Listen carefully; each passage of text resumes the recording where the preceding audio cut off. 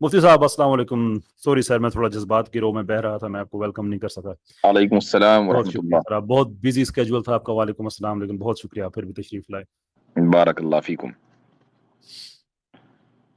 जी sir, अब आप इसे शुरू करते हैं। हम अपनी बात तो हम कह चुके हैं, तो जी फरमाइए हजरत। जी, बिस्मिल्लाहिर रहमानिर रहीम। असल में ये जो वाकया पाकिस्तान में हुआ है, ये दो इदारों का फेलियर है।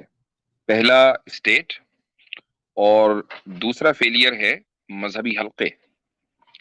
और उसकी वजह यह है कि स्टेट की ये जिम्मेदारी है कि वो अकलियतों को तहफ़्फ़ुज़ फराहम करे। और जाहिर है कि स्टेट की अपनी इंटेलिजेंस एजेंसीज होती हैं, उनको पता होता है कि कहाँ हालात खराब होने वाले हैं, और अगर किसी तरीके से सही वक्त पर रिपोर्ट न मिल सके तो उनको ये मालूम होता है कि किस तरीके से खराब हालात को कंट्रोल करना है। उनके पास पुलिस है, उनके पास हर तरह की ताकत है, कुव्वत है। लेकिन अगर हालात को काबू में न किया जाए और पहले से इंटेलिजेंस रिपोर्ट्स के जरिए ये पता न लगाया जा सके कि कहाँ हालात खराब होने वाले हैं और क्या लोगों की इंटेंशन है, तो फिर इसको स्टेट का ही फेलियर कहा जाएगा।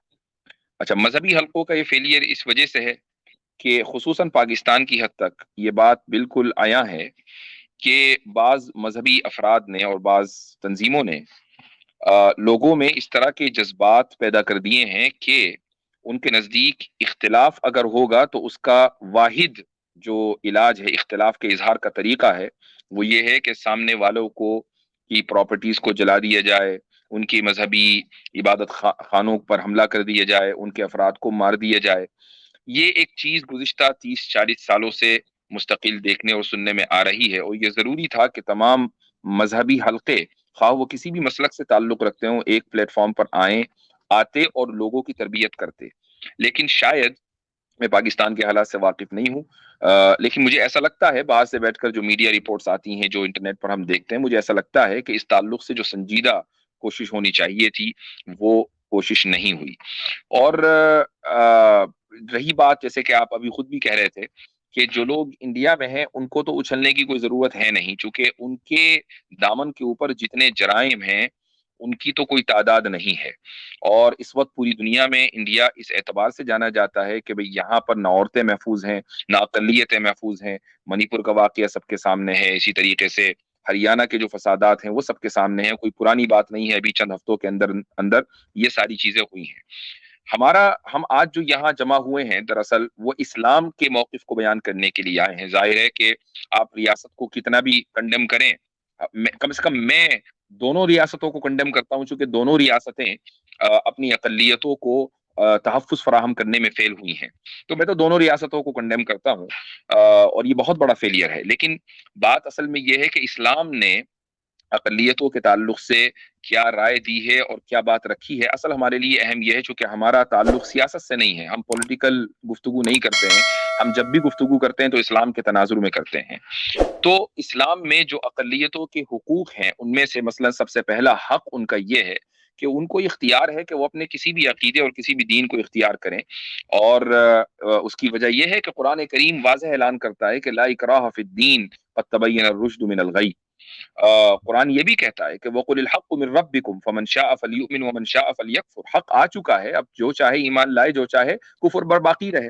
तो अगर पाकिस्तान के ईसाई अपने कुफ्र पर बाकी रहना चाहते हैं तो उनको ये इख्तियार है।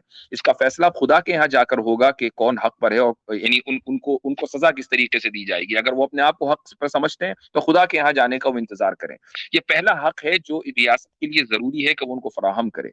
इसी तरीके से उनकी जानों की और उनकी प्रॉपर्टीज की जो हिफाजत है, ये भी इस्लाम की बुनियादी चीजों में से है।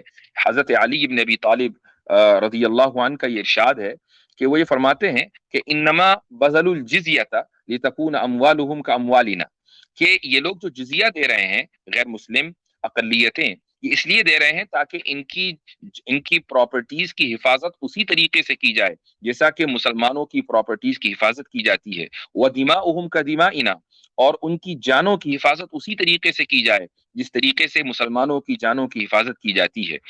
सैयदना अबू उबैदा इब्नुल जर्राह रजी अल्लाह अन्हु का ये वाकया बहुत मशहूर है कि उनके जमाने में बाज शाम शाम के इलाकों में कुछ غیر مسلم اقلیتیں تھیں اور مسلمان ان سے جزیہ یعنی ٹیکس لے رہے تھے تاکہ ان کی حفاظت کریں. لیکن ایک موقع ایسا آیا کہ رومن امپائر کے مقابلے میں ابو عبیدہ ابن الجراح رضی اللہ عنہ نے اپنے آپ کو کمزور محسوس کیا اور انہوں نے یہ اندیشے کا اظہار کیا کہ شاید ہم ان اقلیتوں کی حفاظت نہیں کر پائیں گے. لہٰذا انہوں نے جو اماؤنٹ جزیہ کا لیا تھا وہی واپس کر دیا. اس سے یہ بھی ثابت ہوتا ہے کہ جزیہ کوئی مذہبی ٹیکس نہیں ہے بلکہ یہ ٹیکس اس لیے لیا جاتا ہے تاکہ ان کی حفاظت کی جائے. یہی وجہ ہے کہ اگر وہ لوگ مسلم فوج کے اندر شامل ہو جائیں تو پھر ان سے جزیہ نہیں لیا جائے گا. پوائنٹ یہ ہے کہ یہ حقوق بنیادی ہیں جو اسلام اپنی اقلیتوں کو دیتا ہے. تو اسلام کے نام پر کسی مذہبی عبادت گاہ کو جلا دینا، اسلام کے نام پر اس کو توڑ دینا، اسلام کے نام پر کسی کو قتل کر دینا، یہ درست نہیں ہے. مجھے معلوم ہے کہ کچھ لوگ ایک دم یہ کہیں گے کہ اچھا پھر حضرت نبی اکرم صلی اللہ علیہ وسلم نے کعبے میں جو بت رکھے ہوئے تھے ان کو کیوں توڑا. یہ ایک الگ موضوع ہے اور اس کے اوپر ہم تفصیل سے گفتگو کر چکے ہیں. آج اگر مجھے نہیں پتا کہ آپ یہ لنک پبلک کریں گے نہیں، ہو سکتا ہے کہ کسی کے دماغ میں، کسی سرفیرے کے دماغ میں یہ سوال بھی آئے، تو انشاءاللہ اگر آئے گا تو اس کا جواب دیں گے. لیکن فی الحال یہ بالکل الگ موضوع ہے اور میں سمجھتا ہوں کہ جتنے واضح الفاظ میں اس کی مذمت کی جانی چاہیے وہ ضروری ہے اور تمام مذہبی حلقوں سے اس کی مذمت آنی چاہیے تاکہ ہر ملک میں اقلیتیں محفوظ رہیں. جزاکم اللہ. بہت بہت شکریہ آپ کا سر. اللہ تعالیٰ آپ کو خوش رکھے، آباد رکھے.